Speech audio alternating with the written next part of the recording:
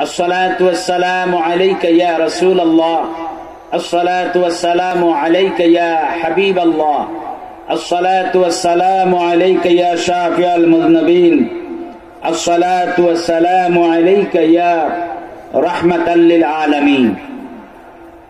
तार पाशापाशी साथे साथे आजकेर এই মাহফিল, এই আশিকানে মুস্তাফা সাল্লাল্লাহু আলাইহি সাল্লাম পরিষদ, আশিকানে মুস্তাফা পরিষদ এই মাহফিলটিকে যে উপলক্ষে আয়োজন করেছেন, উপলক্ষটি খুবই গুরুত্বপূর্ণ এবং সময় উপযোগী। উপলক্ষটি হল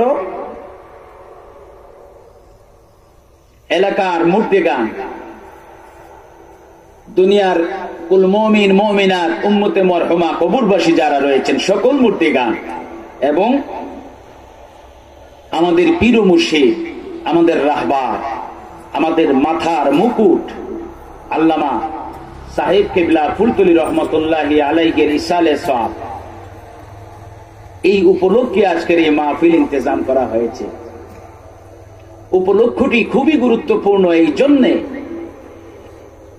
আমাদের জীবনের এই পেরেশানির মধ্যে, নানাবিধ কাজের মধ্যে আমরা যে জগৎটার কথাটাকে পেছনে ফেলে রেখেছি, যে জগতের স্মরণকে দূরে ঠেলে রেখেছি, যে জগতের ইয়াদকে ভুলে রয়েছি, সেই জগৎ হচ্ছে আখিরাতের জগৎ। আমাদের পেরেশানির কারণে ওই জগৎটার কথা আমাদের কম মনে হচ্ছে। কথা বলেন ঠিক কিনা? এই আখিরাতের জিন্দেগিতে যারা রয়েছেন, নবীজি সাল্লাল্লাহু আলাইহি ওয়াসাল্লাম ইরশাদ করেন, মান মাতা ফাকাদ কামাত কিয়ামাতুহু। আখিরাতের জগৎ বলতে কোন জগৎকে বোঝায়? ইসরাফিল আলাইহিস সালাতু ওয়াস সালাম সিংহায় ফুৎকার দেবেন, তারপরে ময়দানে মাহশার প্রতিষ্ঠিত হবে। ওই সময়টাকে আখিরাতের সময় বুঝেন, নাকি মারা যাওয়ার পরের সময়টা থেকেই আখিরাতের সময় শুরু হয়ে গেল? এটা আমাদের আগে ক্লিয়ার হতে হবে, স্পষ্ট হতে হবে। অনেকে মনে করছি ইসরাফিল আলাইহিস সালাতু ওয়াস সালাম সিংহায় ফুৎকার দেবেন, ইযা জুলজিলাতিল আরদু জিলজালাহা, এই ভূখণ্ড প্রকম্পিত হবে, চূর্ণ বিচূর্ণ হয়ে যাবে ভূমিকম্পের মাধ্যমে।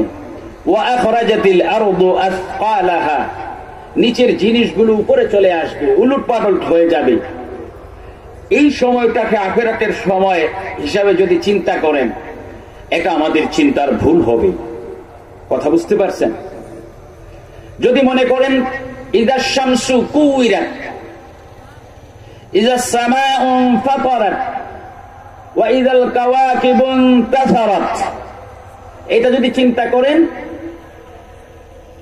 ইযা সামাউ শাক্কাত, এই বিষয়গুলিকে যদি চিন্তা করেন যে আসমান ভেঙ্গে ভেঙ্গে পড়বে, আসমানের তারকারাজি খসে খসে জমিনে পড়বে, আসমান ফেটে চৌচির হয়ে যাবে, আর ওই সময়টা আখিরাতের সময় শুরু হবে, তাইলে আমাদের চিন্তা ভুল আছে। তখন থেকে আখিরাত না। নবীজি ইরশাদ করেন, মানুষ যখন মারা যাবে, মারা যাওয়ার সাথে সাথেই তার আখিরাতের জীবন শুরু হয়ে যায়। আওয়াজ করে বলেন সুবহানাল্লাহ। তাহলে আখিরাতটা কত দূরে? খুবই কাছে। এই বিবেচনায় আখিরাতটা পরকাল। আখিরাত মানে কি? পরকাল। আখিরাতের জিন্দেগি মানে কি? পরকালীন জিন্দেগি। আখিরাতটা কত দূরে বা কত কাছে, এটা যখন আমি আপনি চিন্তা করব, আমরা চিন্তা করব, তখন দেখব আখিরাত তো আমাদের থেকে বিলকুল দূরে নয়, সামান্যতম দূরে নয়। কেন? ইযা জাআ আজালুহুম লা ইস্তাখিরুনা সাআতান ওয়া লা ইস্তাকদিমুন, যখন নির্দিষ্ট সময় হয়ে যাবে, যে সময়টাকে আমাদের মকদ্দরে আল্লাহ তাআলা রেখেছেন খাতেমার সময় হিসাবে, জীবনের সমাপ্তির সময় হিসাবে আল্লাহ যে সময়টাকে নির্ধারণ করে রেখেছেন, এই সময়টা যখন হয়ে যাবে, এই সময়ে বিন্দু পরিমাণ মুহূর্তকে আগেও করা হবে না, পিছেও নিয়ে যাওয়া হবে না। ঠিক সময়েই আপনাকে আমাকে এই জমিন থেকে বিদায় নিতে হবে। হয়তো সেই সময়টা হতে পারে এরকম কোন জলসা ময়দান, এই সময়টা হতে পারে কোন মসজিদের নামাজের সময়, এই সময়টা হতে পারে আমার গাড়িতে জার্নির সময়, সফরের সময়, এই সময়টা হতে পারে আমার ঘরের বিছানায় আরামের সময়। এই বিষয়ে আমাদের কোনো মালুমাত নাই। জানা আছে কারো? কখন বিদায় নেব জানা আছে? এই সময়টা কখন আমাদেরকে বিদায় নিতে হবে, এই সময়টা কে জানেন? এই সময়ের খবর রাখেন কে? আল্লাহ তাআলা। আমরা জানি না। আমরা দেখি এক সেকেন্ডের বাচ্চাও মারা যায়, জমিনে আসার পরে 1 সেকেন্ডের বাচ্চাও মারা যায়, 1 মিনিটের বাচ্চাও মারা যায়, 1 ঘন্টার বাচ্চাও মারা যায়, একদিনের একটা শিশুও মারা যায়। কথা বলেন ঠিক কিনা? 1 বছরের শিশু মারা যায়, 10 বছরের একটা কিশোর মারা যায়, 14 বছরের একটা কিশোর মারা যায়, 18 বছরের একটা যুবক হঠাৎ করে চলে যায়, দুনিয়ার জিন্দেগি থেকে পরকালীন জিন্দেগিতে চলে যায়। হঠাৎ করে যায় কি যায় না? কথা বলে চলে যায়। 30 বছরের টকবগে যুবক, সেও কি করে চলে যায়। এই সময়টা আমাদের কারো জানা নাই। কখন কোথা থেকে আমাকে দুনিয়ার সফর শেষ করে বিদায় নিতে হবে, এই সময়টা আমাদের কারো জানা, এবং কোথা থেকে বিদায় নিতে হবে ওই স্থানটাও আমাদের জানা নাই। যুবকরা মরে না? আওয়াজ করেন। এই মাসের ভিতরে, এই আজকে কত তারিখ? 17 জানুয়ারি। এই আজকের তারিখ পর্যন্ত এই ইংরেজি মাসের প্রথম দিন থেকে 2 জন মানুষ আমাদের চোখের সামনে দেখলাম দুনিয়ার সফর শেষ করেছেন, আখিরাতের জিন্দেগির বাসিন্দা হয়েছেন, সেই কবরের জিন্দেগির আলমে বারজাখ এই জিন্দেগির বাসিন্দা হয়েছেন, মুসাফির হয়েছেন। তারা ওই জিন্দেগির 2 জন মানুষ ছিল যুবক। 2 জন কি ছিল? যুবক। একজনের বয়স 24 বছর।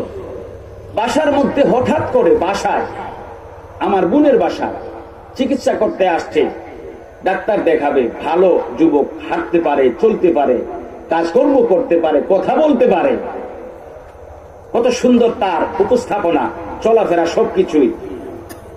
বাইরে থেকে অন্য একজন রুগীকে টিফিন দিয়ে, একটা খাবারের টিফিন দিয়ে ঘরে এসেছে, আমার বোনের বাসায় ঘরে এসেছে, এসে বলেছে যে আপা আমার শরীরটা খারাপ লাগছে, খুব ঘেমেছে, আমাকে একটু পানি দাও। একটা সেলাইন নিয়ে এসেছে, সেলাইনের পানি। আমার বোন সেলাইনের পানিটুকু, সেলাইন এবং পানি মিক্স করে দিয়েছেন। পানিটা খেলো। তা খাওয়ার পরেই এই যুবকটা বলল আমার অস্থির করতেছে, বিছানায় শুইল। শোয়ার পরে 2-3 বার একটু সাউন্ড করেছে, তারপরে ইন্তেকাল করেছে। এর নাম মরণ। এর নাম কি?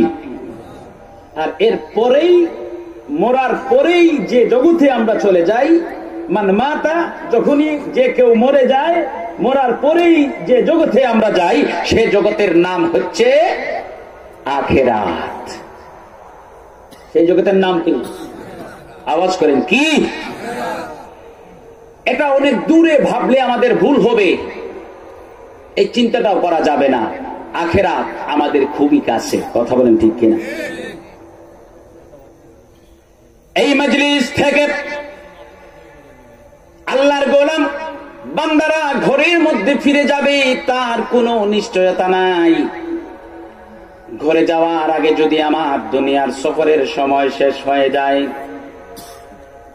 আল্লাহ পাক রব্বুল আলামিন যদি আমাকে ডাক দেন, গোলাম তোমার দুনিয়ার সফরের সময়টুকু শেষ হয়ে গেছে, আর তুমি ঘরে ফিরে যেতে পারবে না, এই জলসার মধ্য থেকে, এই বৈঠক থেকে তোমাকে বিদায় নিতে হবে, আমার সান্নিধ্যে চলে আসতে হবে। আমাদের কারো কোনো এখতিয়ার নাই জমিনে বেঁচে থাকার। কথা বলেন ঠিক কিনা? এই জমিনে বেঁচে থাকার জন্য আমাদের কোনো শক্তিও নাই, সামর্থ্যও নাই। কি আমি যুবক হই, কি আমি পহলওয়ান হই, কি আমি বাহাদুর হই, কি আমি একটা কিশোর হই, কি আমি একটা শিশু হই, কি বৃদ্ধ হই, যখনই মালিক মাওলা ডাক দেবেন, এখানে তাকার এখতিয়ারও নাই, আমার কোনো সামর্থ্য নাই মালিক মাওলার অর্ডারের বিপরীত করব। কথা বলেন ঠিক কিনা? বিপরীত করার কোনো শক্তি আমার নাই, বিদায় নিতে হবে।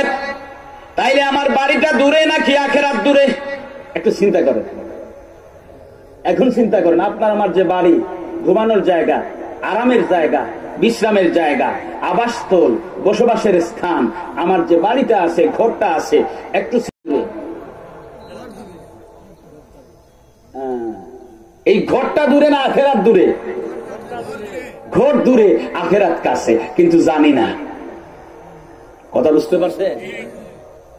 ঘরটা কিন্তু অনেক দূরে, ঘর পর্যন্ত যেতে পারবো কি পারবো না নিশ্চয়তা নাই, কিন্তু এর ভিতরে আখেরাত আসতেও পারে, আখেরাতের সময়টা আসতেও পারে।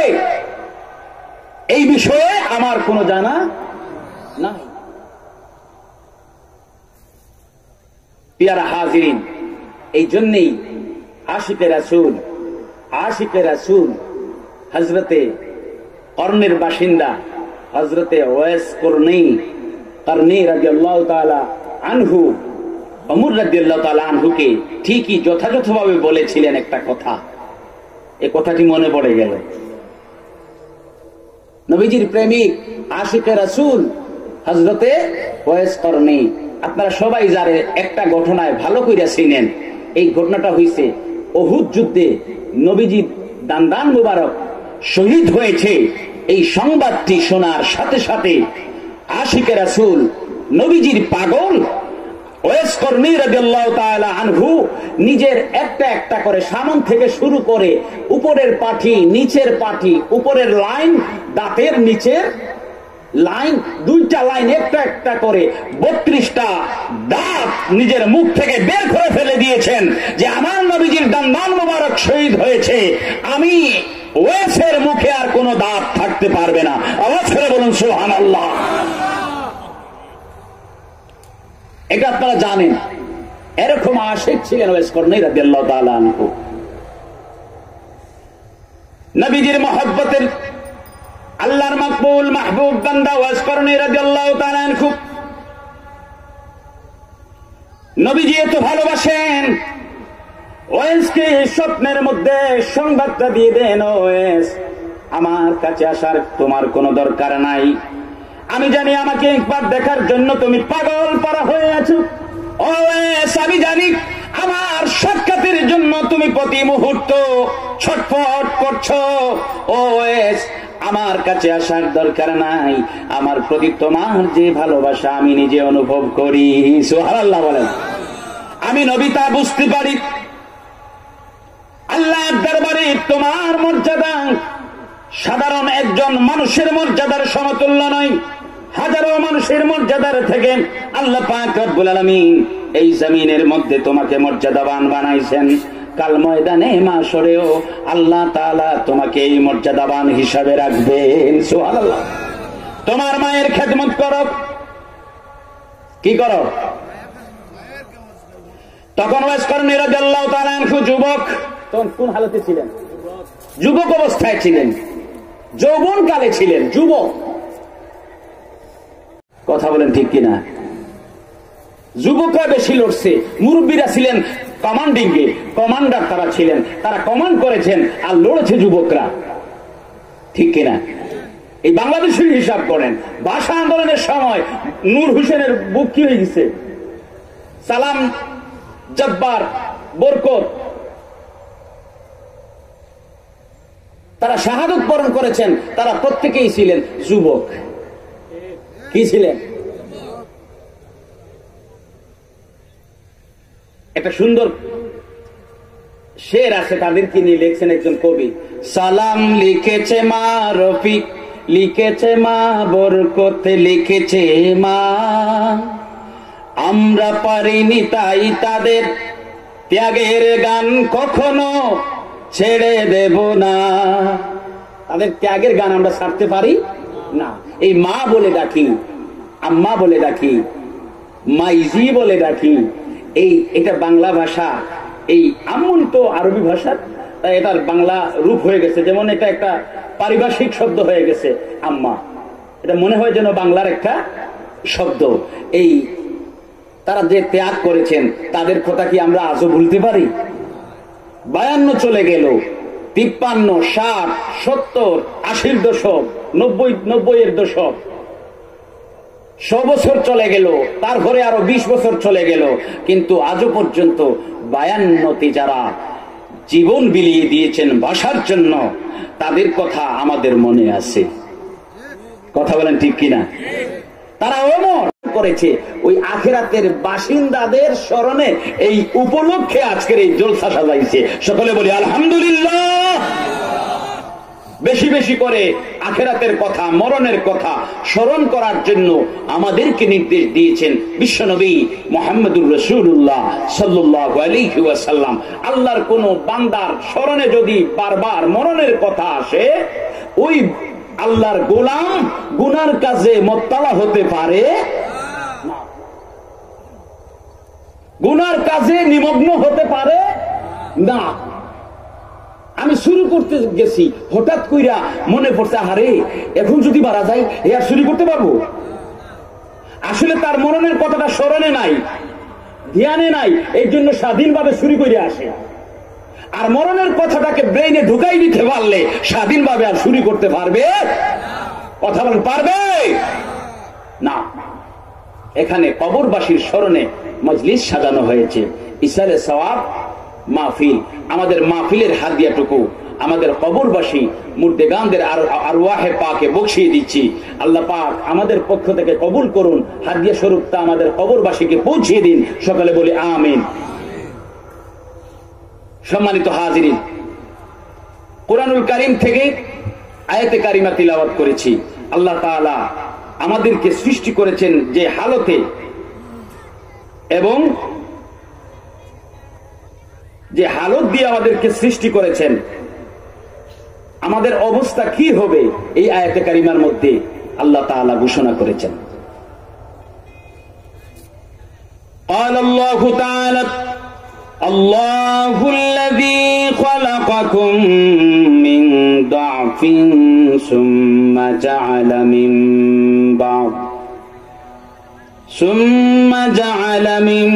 بعد ضعف قوة ثم جعل من بعد قوة ثم جعل من بعد قوة ضعفا وشيبا يخلق ما يشاء وهو العليم القدير। মালিক মাওলার এলান, তিনি সেই রব, তিনি সেই আল্লাহ। হুয়াল্লাহুল্লাযী, তিনি তোমাদের সেই আল্লাহ।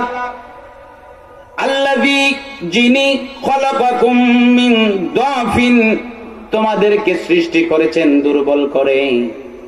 আল্লাহর গোলাম যখন জমিনের মধ্যে আসে, জমিনে আসার পরে নিজে নিজে দৌড় দিতে পারে না, চলতে পারে না, কথা বলতে পারে না। তার খাবারটুকু নিজে হাতে নিয়ে মুখে দিতে পারে, খাবারটুকু হাতে করে মুখে দিতে পারে না। কথা বলে মা বাবাকে কোনো কিছুর চাহিদা এটা বোঝাতে পারে না। এক কথায় সার্বিক দিক থেকে আল্লাহর গোলাম দুর্বল। কথা বলেন ঠিক কিনা? এই শিশু, এই নবজাতক নিজে নিজে কর্ম করতে পারে না, খাইতে পারে না, কথা বলতে পারে না, এজন্য সে দুর্বল, পরনির্ভরশীল অবস্থায় থাকে। তার মুখের খাবারটুকু মায়ের বুক থেকে আল্লাহ পাক ব্যবস্থা করে দিয়ে রেখেছেন। মা মুখে খাবারটুকু তুলে দেন। মুখের প্রথম জন্মের পরে দুর্বল অবস্থায় মুখের খাবারটুকু মায়ের বুক থেকে চলে যায়, অন্যের উপর নির্ভরশীল হয়ে যায়। জাগতিক হিসাবে, দুনিয়ার হিসাবে একজনের মাধ্যমে সে খাবার খেতে হয়, খাবার পায়। এই সময়টা তার মধ্যে থাকে না। যদি হায়াতে জিন্দেগি তার দীর্ঘ হয়, লম্বা হয়, আল্লাহর গোলাম আল্লাহ পাক রব্বুল আলামিন বলেন সুম্মা জাআলা মিন বাদি দাফিন কুওয়া। এই সময়টা তার থেকে আস্তে আস্তে দূর হয়ে যায়। দূর করে দেন কে? আওয়াজ করেন, দূর করে দেন কে? দূর করে দেন আল্লাহ। কি দিয়া দূর করেন? আল্লাহ পাক রব্বুল আলামিন বলেন সুম্মা জাআলা মিন বাদি, এরপরে আল্লাহর গোলামকে দেওয়া হয় মিন বাদি দাফি, দুর্বলতার পরে আল্লাহর গোলামকে দেওয়া হয় কুওয়া। কি দেওয়া হয়? কুওয়াত দেওয়া হয়। কি দেওয়া হয়? কুওয়াত মানে হচ্ছে শক্তি। আল্লাহ পাক বলেন তোমাদেরকে সৃষ্টি করেছি, তিনি সৃষ্টি করেছেন দুর্বল করে, দুর্বল হিসাবে সৃষ্টি করেছেন। এই দুর্বলতার পরে সুম্মা জাআলা, তারপরে দান করেন। তারপরে কি করেন? দান করেন। কখন? মিন বাদি দাফিন, ওই দুর্বলতার পরে কুওয়া, শক্তি দান করে, কুওয়াত দান করেন। আওয়াজ করে বলুন সুবহানাল্লাহ। আমাদেরকে দুর্বলতার পরে শক্তি দিয়েছেন কে? আমরা কথা বলতে পারতাম না, কথাগুলি বলার ক্ষমতা দিয়েছেন কে? আমরা কান দিয়ে শুনে কোনো কিছু এর অর্থটা অনুভব করতে পারতাম না, বের করতে পারতাম না, কানের শ্রবণ শক্তি দান করেছেন কে? আল্লাহ পাক রব্বুল আলামিন কোরআনুল কারীমের মধ্যে ইরশাদ করেন ওয়াজআলা লাকুমুস সামা ওয়াল আবসারা ওয়াল আফইদা। আল্লাহ পাক রব্বুল আলামিন বলেন আমি আমার গোলামকে মায়ের পেট থেকে বের করে জমিনে দেই। ওয়াল্লাহু আখরাজাকুম মিন বুতুনি উম্মাহাতিকুম। আমাদের উদ্দেশ্যে আল্লাহ পাকের এলান, আমার গোলাম বান্দা বান্দিরা, আল্লাহ পাক রব্বুল আলামিন আখরাজাকুম মিন বুতুনি উম্মাহাতিকুম, যিনি তোমাদেরকে তোমাদের মায়ের পেট থেকে এই জমিনে বের করে দেন। সুবহানাল্লাহ বলেন। আল্লাহ পাক রব্বুল আলামিন জমিনে মায়ের পেট থেকে আমাদেরকে পাঠাইছেন, ঠিক কি না? তারপরে ওয়াজআলা লাকুমুস সামা, এরপরে তোমাদেরকে কান দেওয়া হয়। এখানে একটা রহস্যজনক কথা, কান ছাড়া কি আমরা জমিনে আসছি? কথা বলেন। হ্যাঁ, কান নিয়েই তো আইছি। ওয়াল আবসারা, চক্ষু তো জমিনের মধ্যে নিয়ে এসেছি। হে যুবক ভাইরা, একটু খেয়াল করেন, এই সব কিছু কার দাম? আওয়াজ করেন, কার দাম? এই যৌবন কালকে, যৌবনের সময়কে কার রাস্তায় ব্যয় করব? কার রাস্তায়?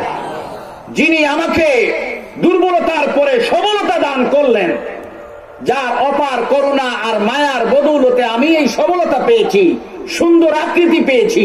আমার যৌবন কাল, আমার শরীরের কুওয়াত থাকার এই সময়টাকে, এই শরীরের শক্তিকে আমি আল্লাহর রাস্তায় রাহে লিল্লাহ উৎসর্গ করে দেব। এটাই আমার একান্ত কর্তব্য। কথা বলেন ঠিক কিনা? আমার জন্য এটাই একান্ত কর্তব্য। কেননা যার কাছ থেকে পাইছি তারই তো গান গাই।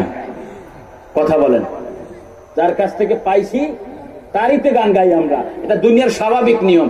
দেখবেন রাজনীতিবিদরা, লিডারের যে লিডার তারে কিছু দেয়, মনে করেন একটা টেন্ডার দিয়া দিল, অথবা এই পদের দিক থেকে এই পদ দিয়া দিল, ওই পদ দিয়া দিল, যে লিডার তারে মায়া করে এইটা দিচ্ছে ওইটা দিচ্ছে, ওই লিডারের কথা ছাড়া আর কোন লিডারের কথা শুনে না। পরে যদি ওই এলাকায় আরো 10 জন লিডার হয়, সে ওই লিডারের কাছে আছে যার কাছ থেকে পাইছে। কথা বলেন ঠিক কিনা? এক অর্থে সে নেমক হারাম হয় নাই। এই দুনিয়ার রাজনীতির ক্ষেত্রে, লিডার মানার ক্ষেত্রে নেমক হারাম হয় নাই, কিন্তু উদ্দেশ্য অনুযায়ী তার উজরা পাবে আল্লাহর কাছ থেকে। তার উদ্দেশ্য কি, তার মনের ভিতরের খবর কি, মকসুদ কি, মাকাসিদ কি, তার মাকাসিদ মুআফিক বদলা পাবে আল্লাহর কাছ থেকে, আল্লাহ পাক দেবেন। আর দুনিয়ার হিসাবে তারে মোটামুটি নেমক হালাল বলা যায়। কথা বলেন ঠিক কিনা? কেন গায়? কেন ওই লিডারের কথা শুনে? কেন এই লিডারের ইত্তেবা করে, অনুসরণ করে? কারণ হচ্ছে তার কাছ থেকে হে পাইছে। এদিক না হয় ওদিক, যেদিকেই হোক দুনিয়ার জিনিসগুলা কি করছে? পাইছে। আমার ভাইরা, আমার বাবারা, এটা আমরা করি। আমরা এইটা বুঝি যে লিডারের কথা মানতে হইব। লিডার আমারে টেন্ডার একটা দিছে, লিডার আমারে কিছু টাকা দিছে, আমারে পদ একটা বড় দিছে। আল্লাহ পাক কি আমারে ছোট পদ দিছে না বড় পদ? এই নওজোয়ান ভাইরা, আল্লাহ পাক আমারে ছোট পদ দিছে না বড় পদ? এই পদের নাম কি? লাকাদ কাররামনা বানি আদম। আওয়াজ করে বলুন সুবহানাল্লাহ। এই পদের নাম কি? কুনতুম খায়রা উম্মাতিন উখরিজাত লিন-নাস তা'মুরুনা বিল মা'রুফি ওয়া তানহাউনা আনিল মুনকার। আওয়াজ করে বলুন সুবহানাল্লাহ। প্রিয় হাজিরিন, আপনি একটু চিন্তা করেন, আপনার সেক্রেটারি, সভাপতি, উপদেষ্টা, এই সব গুণ আল্লাহ পাক একত্রে দিয়া দিছে। বুঝতে পারছেন? 18,000 মাখলুকাত, সৃষ্ট জীব আল্লাহ।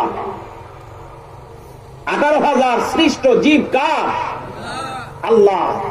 ফেরেশতা, জিন, ইনসান, জানোয়ার যেগুলি আছে তারাও, উদ্ভিদ যেগুলি আছে তারাও।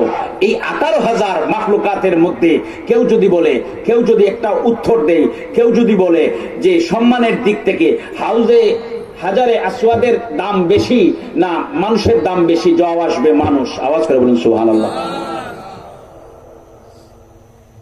জবাব আসবে কি? মানুষ। এই মানুষ আবার হাজারে আসওয়াদকে সম্মানিত করেছেন আল্লাহ তাআলা, হুকুম করেছেন এই পাথরে চুমু দাও, এই পাথরের সাথে মহব্বত রাখো, এই পাথরের সাথে তাআল্লুক রাখো। এই মানুষ আবার আল্লাহর অর্ডার মানে এতে গাছের গুড়ায় পানি দেয়া হোক, মায়ের পায়ে চুমু দেয়া হোক, মায়ের খেদমত হোক, ওয়াবিল ওয়ালিদাইনি ইহসানা হোক, যা কিছু হোক, ওই আল্লাহর অর্ডার মানে আবার এই সৃষ্টির মাঝে, আর এটাই হয়ে যায় আল্লাহর ইবাদত। আওয়াজ করে বলুন সুবহানাল্লাহ। এগুলি আবার হয়ে যায় কি? আল্লাহর ইবাদত। ইবাদত গাছে ধরে না, ইবাদত পানির নিচে ডুব দিয়েও আনতে হয় না, ইবাদত কোনো হাওয়ার উপরেরও বিষয় না, ইবাদত সৃষ্টির মাঝে। সুবহানাল্লাহ বলেন। কিসের মাঝে ইবাদত? কিসের মাঝে? সৃষ্টির মাঝে। নবীজি এই সৃষ্টিকুলের বেমিসাল শ্রেষ্ঠ সৃষ্টি আল্লাহ পাক যাকে শ্রেষ্ঠতম সৃষ্টিগত বৈশিষ্ট্য দিয়ে সৃষ্টি করেছেন, যার মিসাল আর কোন সৃষ্টি হতে পারে না। এই নবীজির প্রতি আমরা মহব্বত রাখি, এই মহব্বত রাখাটা হয়ে যায় আল্লাহর ইবাদত। আল্লাহ পাক একটা দিন আমাদের জন্য মনোনীত করেছেন, একটা দিন, দিনের নাম ইসলাম। ওয়ারাদিতু লাকুমুল ইসলাম দীনা। আল্লাহ পাক নিজেই ঘোষণা করেছেন যে আমি তোমাদের জন্য ইসলামকে দিন হিসাবে নির্বাচন করেছি। আওয়াজ করে বলুন সুবহানাল্লাহ। তোমাদের জন্য দিন ইসলাম আমি নির্বাচন করেছি, এতেই আমি সন্তুষ্ট। আল্লাহ পাক বলেন আমি সন্তুষ্ট এই দিনের উপর। এই আল্লাহ পাক একটা দিন আমাদের জন্য নির্ধারণ করে দিলেন, দিন ইসলাম। ইসলামের জন্য আমরা যুবক, কিশোর, বৃদ্ধ সবাই ইসলামের জন্য পাগল পারা হয়ে আছি। ইসলামের জন্য আমরা ত্যাগ স্বীকার করি, আমরা ইসলামের প্রতি ভালোবাসা রাখি, দিনের প্রতি ভালোবাসা রাখি। এই ভালোবাসা রাখার নাম হচ্ছে ইবাদত। এই ভালোবাসা রাখার নাম কি? ইবাদত। কথা বুঝতে পারছেন? আমি ওই দিকে যাচ্ছি না। আল্লাহ পাক রব্বুল আলামিন আয়াতে কারিমায় ঘোষণা করলেন, আল্লাহু আখরাজাকুম মিন বুতুনি উম্মাহাতিকুম লা তা'লামুনা শাইআন ওয়া জা'আলা লাকুমুস সামআ ওয়াল আবসারা ওয়াল আফইদা লাআল্লাকুম তাশকুরুন। এখানে আল্লাহ পাক বললেন আমি মায়ের পেট থেকে বের করে দিয়েছি, ওয়া জা'আলা, এবং তাদেরকে দিয়েছি, সামআ, তাদের কান। এই কান দিয়ে আমাদের বাহ্যিক ওই দুইটা কানকে উদ্দেশ্য করা হয় নাই। আল্লাহ পাক রব্বুল আলামিন এখানে নির্দেশ দিচ্ছেন, এলান করছেন, আমার গোলামেরা আমি তোমাদেরকে মায়ের পেট থেকে বের করে দিলাম, আর তোমাদের শোনার কোনো শক্তি ছিল না। কিছু শুনে তোমরা তা কি বলছে অনুভব করতে পারতে না, বুঝতেও পারতে না। আওয়াজ কানে আসে, কিন্তু ছোট্ট শিশু এই আওয়াজের অর্থ কি তা বুঝে না। কথা বলেন ঠিক কিনা? আল্লাহ পাক বলেন আমি তোরে ওই শোনার শক্তি দিয়েছি, বুঝার শক্তি দিয়েছি। আওয়াজ করে বলুন সুবহানাল্লাহ। ওয়াল আবসারা, মায়ের পেট থেকে আমি চক্ষু নিয়ে জমিনের মধ্যে এসেছি, কিন্তু জমিনের আল্লাহ পাক বলেন ওয়া জাআলা, এবং তোমাদেরকে দিয়েছি চক্ষু। পরে দেন নাই, মায়ের পেটে যে আকৃতি আল্লাহ পাক রব্বুল আলামিন আমাদেরকে দান করেছেন, ওই আকৃতির মধ্যেই দুইটা চক্ষু ছিল। কথা বলেন ঠিক কিনা? কিন্তু আল্লাহ পাক বলেন ওয়া জাআলা লাকুমুল আবসার, সামআ ওয়াল আবসার, আমি তোমাদেরকে চক্ষু দিয়েছি, তুমি এই চক্ষু দিয়ে আসমানের দিকে 1000 বার নজর করেছো গোলাম। ছোট্ট ছিলে, শিশু ছিলে, তুমি কিছুই জানতে না, তোমার জানার ক্ষমতা ছিল না। তুমি আসমানের দিকে চক্ষুটা তুলে তুলে বারবার নজর দিয়েছো, কিন্তু ওইটা যে আসমান এইটা তুমি পরিচয় করতে পারোনি। আমি তোমার এই চক্ষু দিয়েছি, এই চক্ষু দিয়ে দেখে কোনো কিছুর নাম, কোনো কিছুর পরিচয় জানা সম্ভব হয়েছে। আর এই সময়টাতে আমি আল্লাহ তোমাকে সাহায্য করেছি। তোমার ওই চক্ষু দিয়ে এক সময় দেখেছো কিন্তু পরিচয় করতে পারো নাই। আমি তোমারে কুওয়াত দিয়েছি, ওই কুওয়াত দেওয়ার কারণে চক্ষু দিয়ে দেখে বলতে পারো এটা আসমান। কথা বুঝতে পারছেন? ওয়াল আফইদা, অন্তর দিয়েছি, অন্তর তো সাথেই ছিল, হ্যাঁ? কিন্তু এই অন্তরের বুধগম্যতা, বুধ শক্তি দিয়েছেন কে? ছোট্টবেলায় তিনি আমার মা, এটা আমি বুঝতাম না। তিনি আমার বাবা, এটা আমি বুঝতাম না। ছোট্টবেলায় যদি আমাকে অন্য কেউ নিয়ে লালন পালন করে, আমার মরণ পর্যন্ত যদি তারা পরিচয় দেয় আমার মা বাবা, তাদেরকেই মা বাবা মানি। কথা বলেন ঠিক কিনা? আমি তা বুঝতাম না। এই অন্তরের বুধ শক্তি দান করেছেন আল্লাহ তাআলা। এক কথায় আল্লাহ পাক রব্বুল আলামিন বলেন, গোলাম রে, আমি তোরে দুর্বল হিসাবে সৃষ্টি করেছি, আর ওই দুর্বলতাকে শক্তি দিয়ে আমি মনে পরিবর্তন করে দিয়েছি। সুবহানাল্লাহ। এই যে শক্তির সময়টা, এই সময়টা হচ্ছে কিশোর কাল আর যৌবন কাল। কোন কাল? কিশোর কাল আর যৌবন কাল। এতটুকু বয়ানের উদ্দেশ্য কি? এতগুলি কথা বলার উদ্দেশ্য কি? আমার তো এই যৌবন, এই কুওয়াত, এই শক্তি এরকম ছিল না। এরকম ছিল? এরকম কি আসমান থেকে নিয়ে এসেছি? আসমান থেকে হঠাৎ করে এরকম জমিনে পড়ি নাই। এটা আমার ছিল না। দান করেছেন কে? আল্লাহ তাআলা। আর এই শক্তিকে কাজে লাগাতে হবে। আল্লাহর নবী, দুজাহানের বাদশা নবীজি বলেন, কাল ময়দানে মাশরে 5টি প্রশ্নের জবাব দেওয়া ছাড়া আল্লাহর কোন গোলাম, যুবক গোলাম একটা কদম সামনে ফেলতে পারবে না। 5টি প্রশ্নের জবাব দিতে হবে কার কাছে? আওয়াজ করেন, কার কাছে? যতক্ষণ না পর্যন্ত এই 5টি প্রশ্নের জবাব না দেবে যে তুমি বৃদ্ধ হওয়ার আগে তোমার যৌবনকে কোন কাজে লাগিয়েছ, তুমি অসুস্থ হওয়ার আগে তোমার সুস্থতাকে কোন কাজে লাগিয়েছো। রহমানুর রহিম আল্লাহ তাআলা যে সময়ের জন্য তার গোলামকে বাধ্য করেন না, খেয়াল করেন। তুমি যাই ওইখানে বলবা আমি অসুস্থ ছিলাম, আল্লাহ পাক রব্বুল আলামিন বলবেন তুমি তো অসুস্থ হয়ে পড়ে গিয়েছিলে, তুমি তো বিমার ছিলে, বিমারির হালতে যতক্ষণ ছিলে ওই সময় আমি তোমার জন্য কোনো ইবাদত আবশ্যক করে দেই নাই। কথা বলেন ঠিক কিনা? আল্লাহ পাক বলবেন লা ইউকাল্লিফুল্লাহু নাফসান ইল্লা উসাহা। কথা খেয়াল করেছেন? যে অসুস্থ ছিলাম, সর্দি হইছে, নামাজ ছাইড়া দিছি। জুয়ান মানুষ, সর্দি হইছে, নামাজ ছাইড়া দিছি।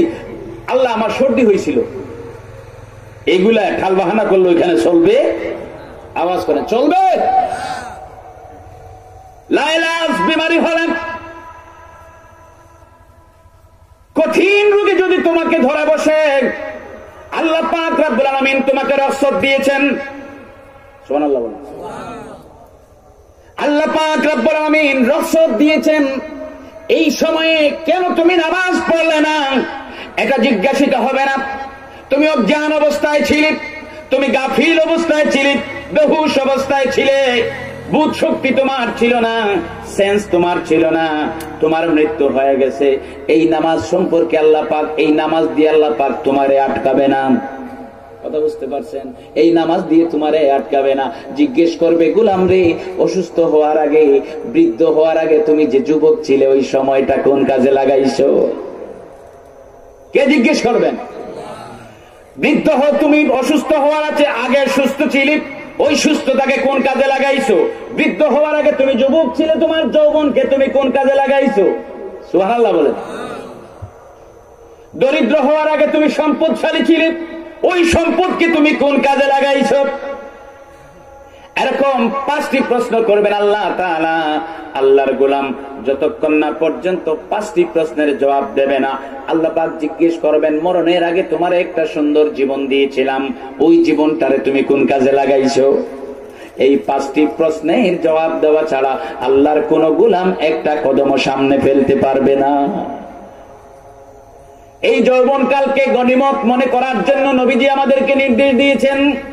আল্লাহর নবী দুজাহানের বাদশা নবীজি বলেন, আমার উম্মতেরা, তোমাদের মধ্যে যারা যুবক রয়েছে, তোমরা ওই যৌবনকালকে তোমাদের জীবনের সম্পদ মনে করো। সুবহানাল্লাহ।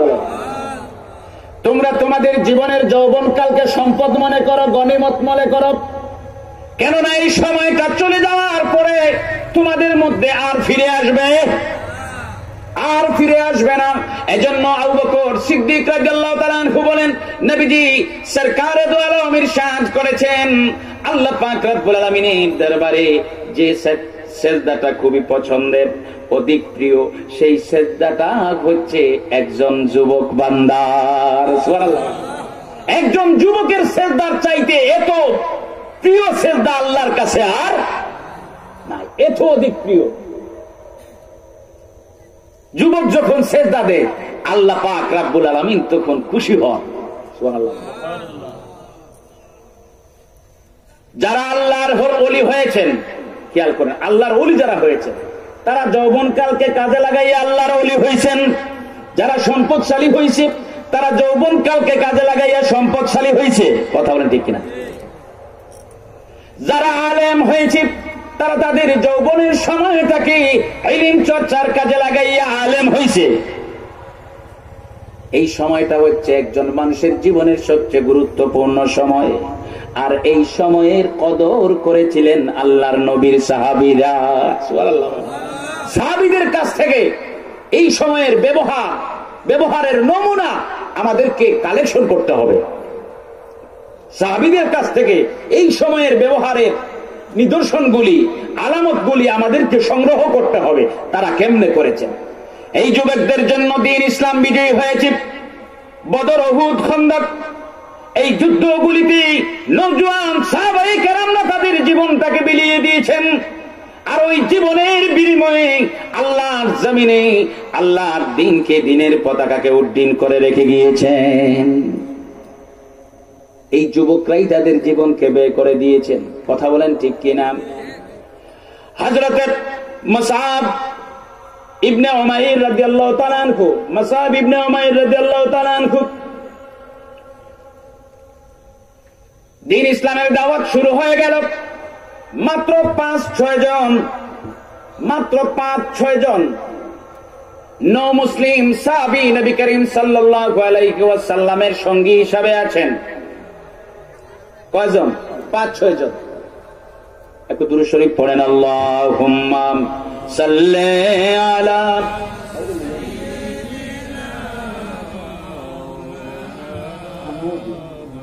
ওয়া আলা আলি সাইয়্যিদিনা। যখনি কে সামনে চেহারা दिखा लेना मुझे, सीना पे दस्ते करम रखे निभा लेना मुझे। अल्लाहुम्मा सल्ले अला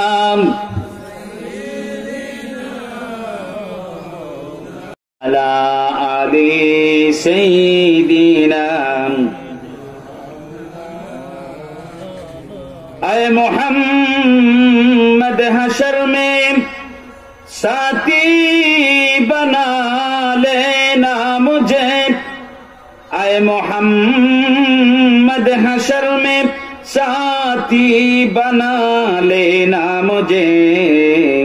रोज़े महशर दस्ते अपनी से पिला लेना मुझे। अल्लाहुम्मा सल्ले अला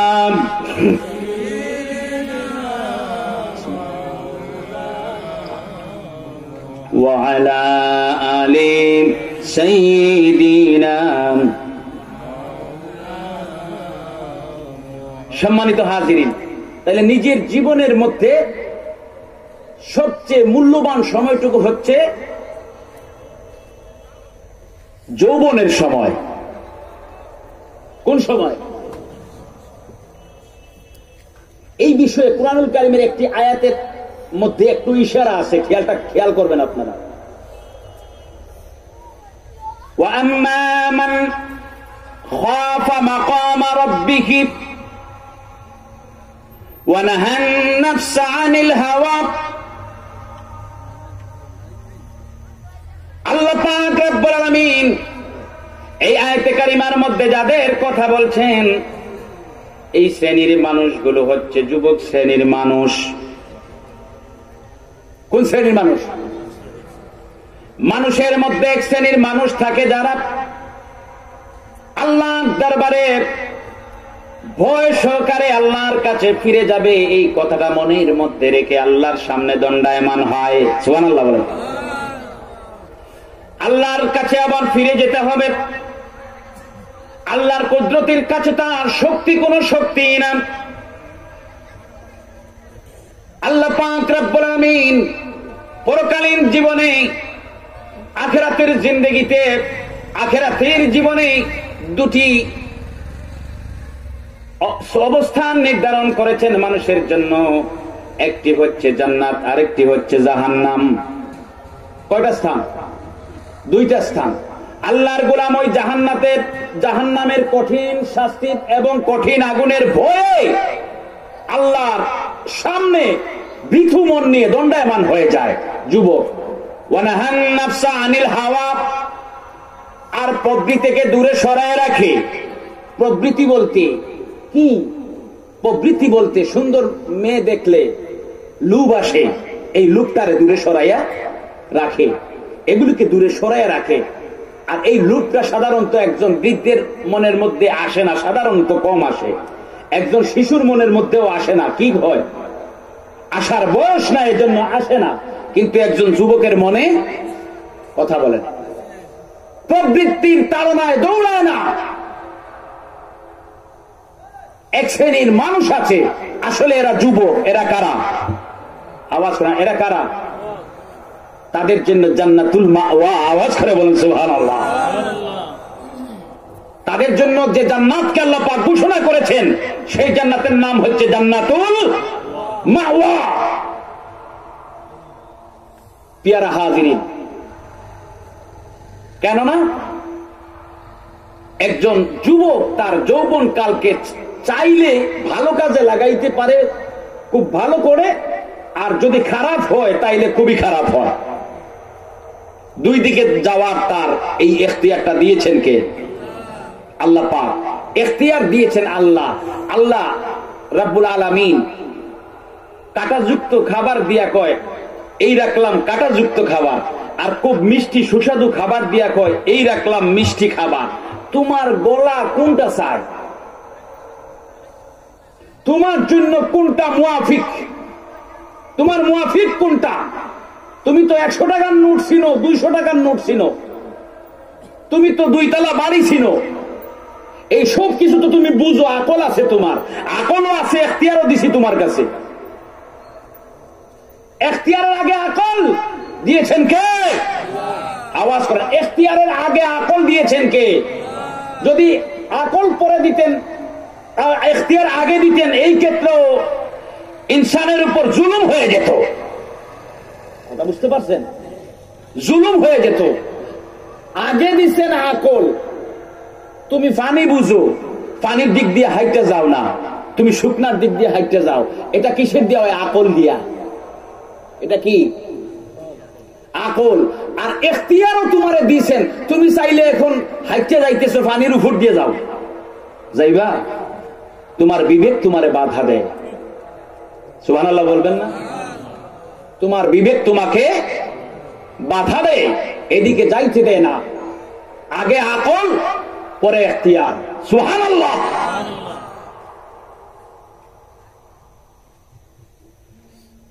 তুমি কাঁটাযুক্ত খাবার এটা বুঝো, কোনটা কাঁটাযুক্ত খাবার এটা তুমি চিনতে পারো, কোনটা সুস্বাদু খাবার তুমি চিনতে পারো গোলাম। তোমাকে আমি এখতিয়ার দিয়ে দিলাম, তুমি যেটা গ্রহণ করবে এই এখতিয়ারটুকু তোমার কাছে আছে। কিন্তু আমি তোমাকে সুস্বাদু খাবার খাওয়ার জন্য নির্দেশ দিয়েছি, আমি তোমারে হালাল খাওয়ার জন্য নির্দেশ দিয়েছি, হালালান তাইয়্যিবা, আমি তোমারে পবিত্র খাবার গ্রহণ করার জন্য নির্দেশ দিয়েছি।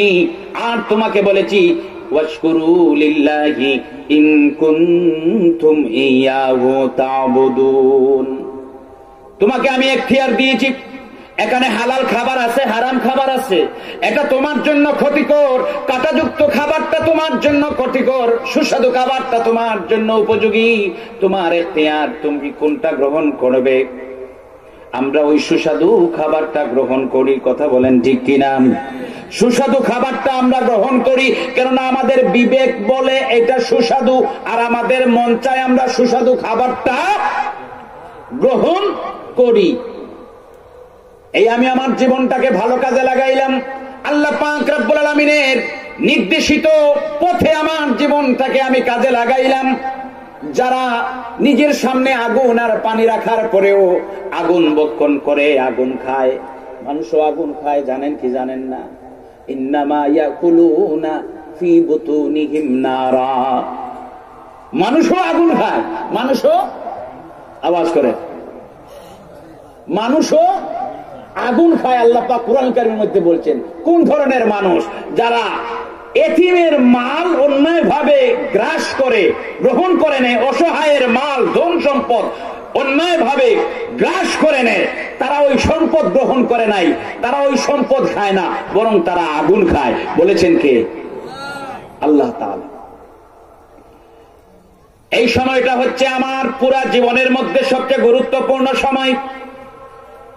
আমার জ্ঞান এবং প্রজ্ঞা আল্লাহ পাক রব্বুল আলামিন হযরত মুসা আলাইহিস সালাতু ওয়াস সালামের ব্যাপারে কোরআনুল কারীমে একটা এলান রেখেছেন যে আমি মুসা আলাইহিস সালাতু ওয়াস সালামকে যৌবনকালে ইলম এবং হিকমত দান করেছি। আওয়াজ করে বলেন সুবহানাল্লাহ।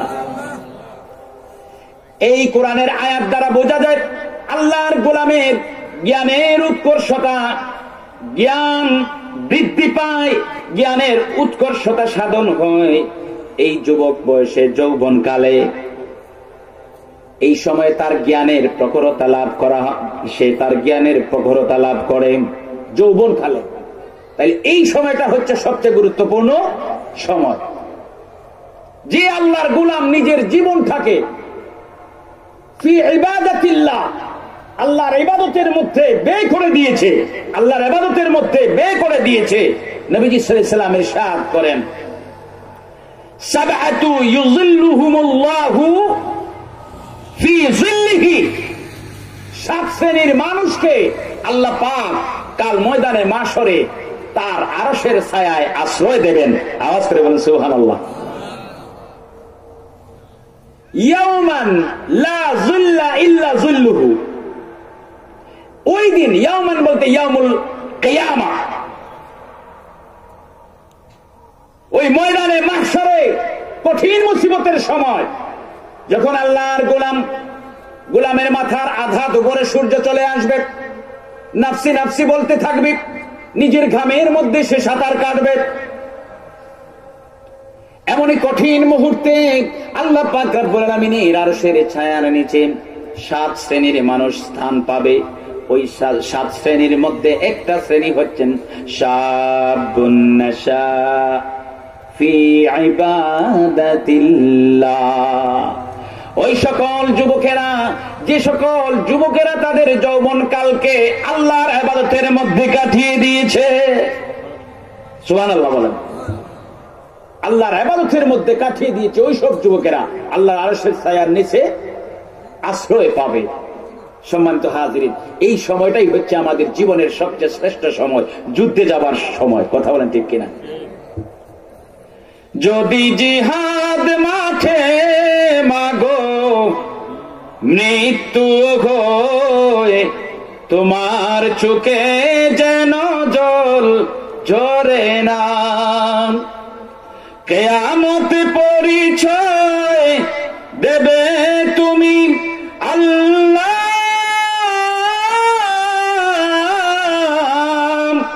আমি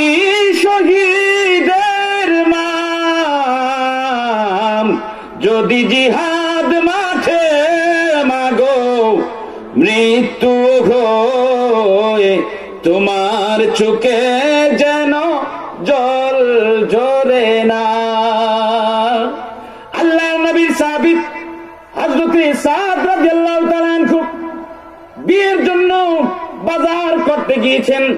নবীজির আনসার সাহাবীরা মহারানার টাকাটা, বাজারের খরচার টাকাটা তাদের ভাই হযরতে সাদ রাদিয়াল্লাহু তাআলা আনহুকে সবাই টাকাটা তুলে তুলে 600 দিরহাম দিবেন। 600 দিরহাম। বিয়ে করবেন আফ্রিকান মানুষ, হাবশি কালো একটা মানুষ, যৌবনকাল চলে যাচ্ছে, বিয়ে করবেন। বিয়ের জন্য প্রস্তুতি নিয়েছেন, অনেককে অফার করেছেন, অনেকের কাছে আবেদন জানিয়েছেন নবীজিকে না বলে।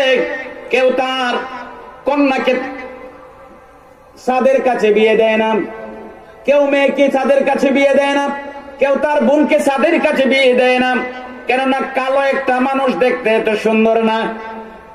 নবীজির কাছে গিয়ে বলেন, ইয়া রাসূলুল্লাহ, ইয়া হাবিবাল্লাহ, আজ 8 মাস 9 মাস হয়ে গেল, ওগো আল্লাহর নবী, তোমার কালেমার দাওয়াতে সাড়া দিয়েছি, এক আল্লাহর একত্ববাদকে মেনে নিয়েছি, তোমাকে আল্লাহর প্রেরিত রাসূল, আল্লাহর বান্দা হিসাবে মেনে নিয়েছি। ওগো আল্লাহর নবী, আজ 7 মাস 8 মাস হলো, 8-9 মাস হলো বিয়ের জন্য খোঁজাখুঁজি করি, কেউ আমাকে পাত্রী দেয় না। ইয়া রাসূলুল্লাহ, আমার জন্য আপনি একটু ব্যবস্থা করুন। আল্লাহর নবী দুজাহানের বাদশা নবীজি তখনকার সময়ের ধনাঢ্য একজনকে নির্দেশ করলেন, সাদ রাদিয়াল্লাহু তাআলা আনহুকে পাঠালেন, যাও ওনার কাছে। অনেক লম্বা ঘটনা। ওনার কাছে গেলেন, তিনি সুন্দরী মেয়েকে সাদের কাছে বিয়ে দেবেন, মেনে নিতে পারছিলেন না, বিদায় দিয়ে দিলেন। ঘর থেকে ওই সুন্দরী মেয়েটা শুনছে যে সাদ রাদিয়াল্লাহু তাআলা আনহু বিয়ের প্রস্তাব নিয়ে গিয়েছেন। নিজের থেকে উদ্বুদ্ধ হয়ে বিয়ের প্রস্তাব নিয়ে যান নাই, বরং নবীজি সাল্লাল্লাহু আলাইহি ওয়াসাল্লাম নির্দেশ দিয়েছেন, অমুকের কাছে যাও, উনার মেয়েকে বিয়ের প্রস্তাব দাও। আওয়াজ করে বলুন সুবহানাল্লাহ। ঘর থেকে মেয়েটি কথাগুলি শুনছে।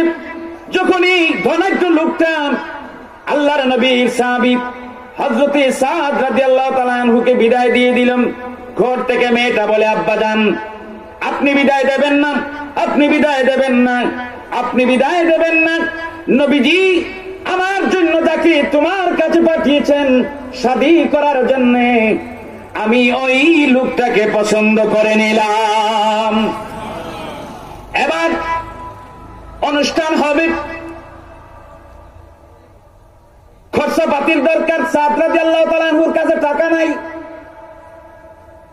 আনসার সাহাবীরা টাকা উঠাইয়া দিচ্ছে 600 দিরহাম।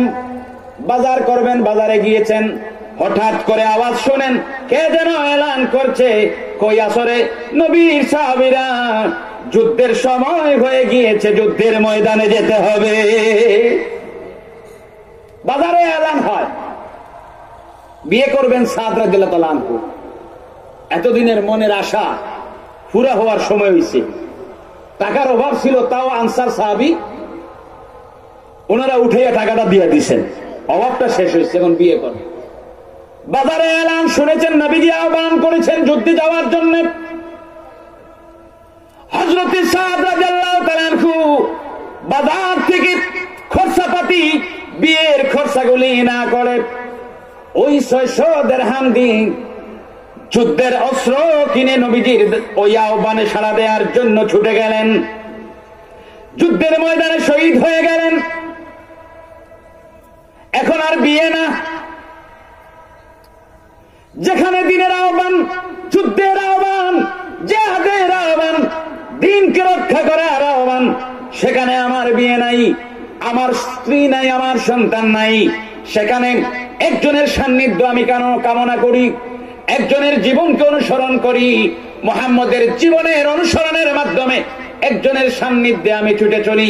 তিনি আর কেউ না, কেউ না, আপনার আমার মালিক আল্লাহ। সেখানে আর কিচ্ছু থাকে না। কথা বলেন, পিছনে তাকাইয়া পিছনে ফিরে তাকানোর সময় থাকে না। যুবক সাহাবী হযরতে সাদ রাদিয়াল্লাহু তাআলা আনহু যুদ্ধের ময়দানে গেলেন। শাহাদাত বরণ করলেন। আল্লাহর নবী দুজাহানের বাদশা নবীজি যুদ্ধ শেষে শহীদ সাহাবায়ে কেরামদের খবর নিচ্ছেন। হঠাৎ করে দেখেন হযরতে সাদ রাদিয়াল্লাহু তাআলা আনহু শাহাদাতের সেই মধু পেয়ালা শরাবটুকু পান করেছেন। সাদের কাছে গেলেন, এমন একটা জামা হযরতে সাদ রাদিয়াল্লাহু তাআলা আনহুর জিসম মোবারকের মধ্যে একবার যাইয়া জামার দিকে নজর দেন না। নবীজি হযরতে সাদ রাদিয়াল্লাহু তাআলা আনহুর চেহারার দিকে নজর দেন, চেহারার দিকে নজর দেন আর কাঁদেন। আরে আমার সাহাবী, তুমি না বিয়ের জন্য প্রস্তুতি নিচ্ছিলা? তোমার মনের আশা ছিল তুমি একজনকে বিয়ে করবে। আজ তুমি দুনিয়ার সফর শেষ করে বিদায় নিয়ে চলে গেলে। নবীজির চক্ষু মোবারক দিয়ে পানি মোবারক পড়ছিল। চেহারার দিকে নজর দেন আর কান্না করেন। একটু পরে আসমানের দিকে নজর দেন আর দুজাহানের বাদশা নবীজি হাসতে থাকেন। নবীজি একবার কাঁদেন, একবার হাসেন। নবীজির সাহাবী হযরতে আবু লুবাবা রাদিয়াল্লাহু তাআলা আনহু বলেন, ইয়া রাসূলুল্লাহ, আপনি সাদের চেহারার দিকে নজর করে কান্না করেন আর আসমানের দিকে নজর করে আপনি হাসেন, বিষয়টা কি? মুস্কি হাসেন গো আল্লাহর নবী, এখানে কি রহস্য রয়েছে? আল্লাহর নবী দুজাহানের বাদশা নবীজি বলেন, আরে আমার সাহাবী, আমার সাত দুনিয়ার সফর শেষ করলো, তার ইচ্ছা পূরণ হলো না। তার কথা ভেবে ভেবে আমি কাঁদি। আর আমি আসমানের দিকে যখন নজর দিলাম, দেখলাম আসমানের বেহেশতের হুরেরা সাদকে ইস্তেকবাল জানানোর জন্য দৌড়াদৌড়ি করতে আছে। ওই হুর পরীরা দৌড়ে দৌড়ে সাদকে এগিয়ে নেওয়ার জন্য প্রস্তুতি নিচ্ছে। আর তাদের দৌড়ানোর সময় তাদের পর্দার একটু খেলাফ হয়ে যাচ্ছিল। আমি ওই যে সাদকে ওই বেহেশতের হুররা গ্রহণ করবে আর দৌড়াদৌড়ির মধ্যে তাদের যে কাপড় এদিক ওদিক চলে যাচ্ছিল, এই অবস্থা দেখে আমি নবী হাসছিলাম। আওয়াজ করে বলুন সুবহানাল্লাহ। এই সেই সাদ নিজের যৌবনকে বিয়েকে ফেলে দিয়েছেন, যৌবনকে দিনের জন্য উৎসর্গ করেছেন। কথা বলেন ঠিক কিনা? বিয়ের আগে না পরে?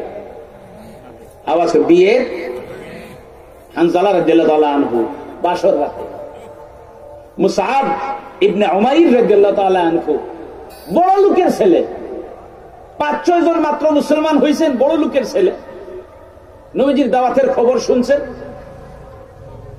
আর নবীজি কয়েকজনকে নিয়ে দারুল আরকামে বসেন।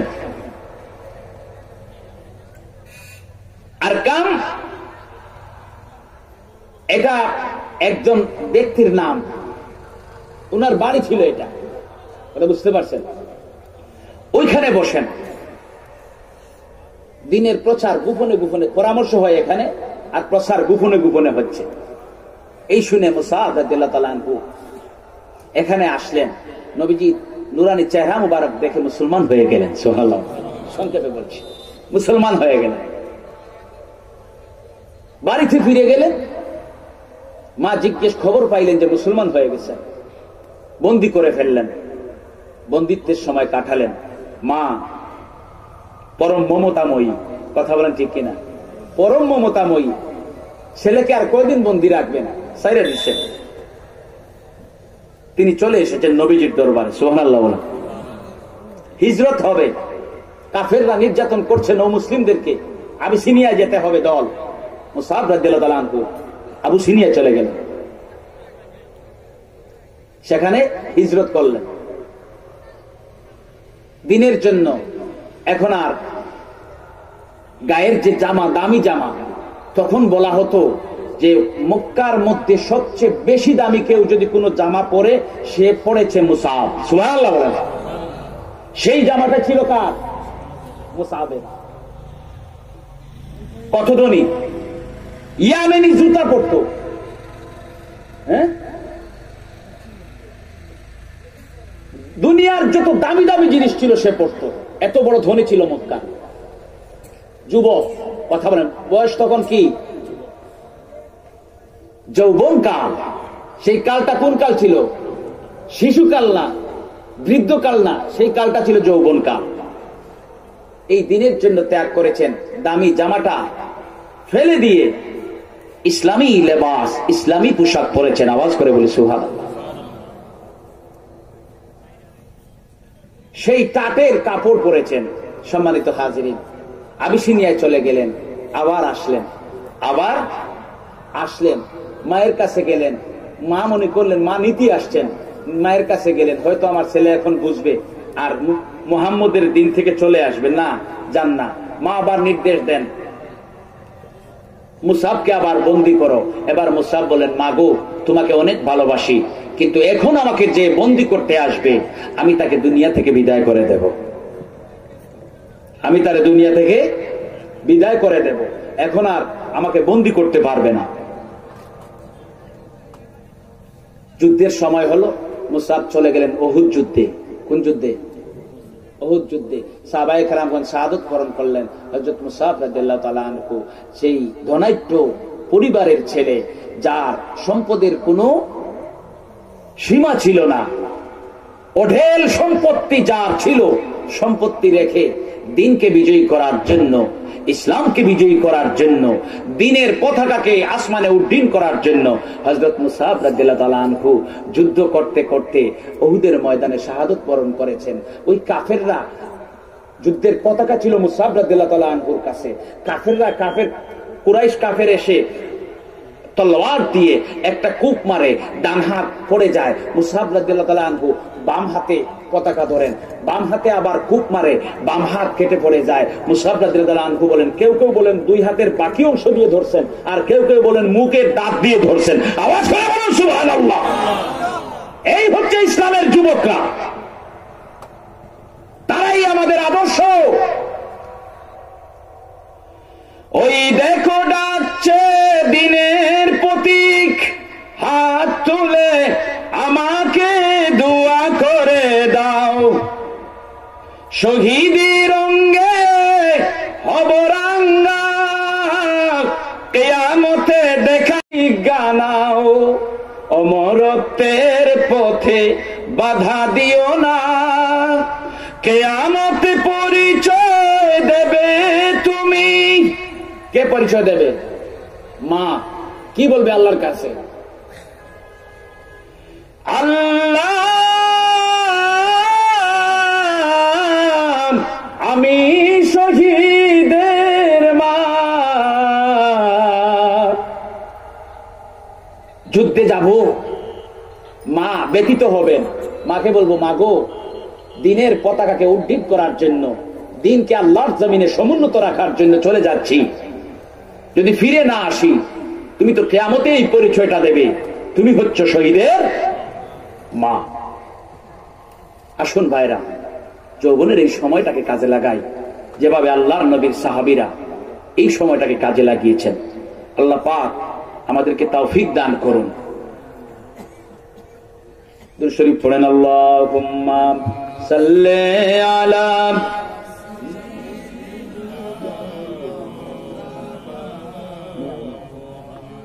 وعلى آل سيدنا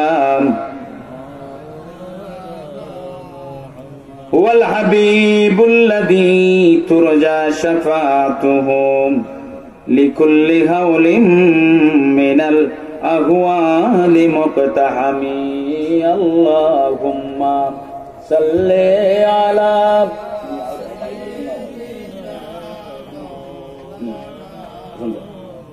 وعلى آل سيدنا। সম্মানিত হাজিরিন, আজ থেকে 40 বছর আগে, কত বছর? 40 বছর আগে, 41 বছর আগে আমাদের পীর মুর্শিদ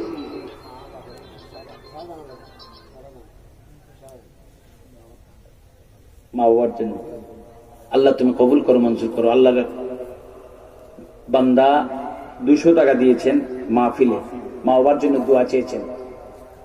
মা বাবা কি আছেন?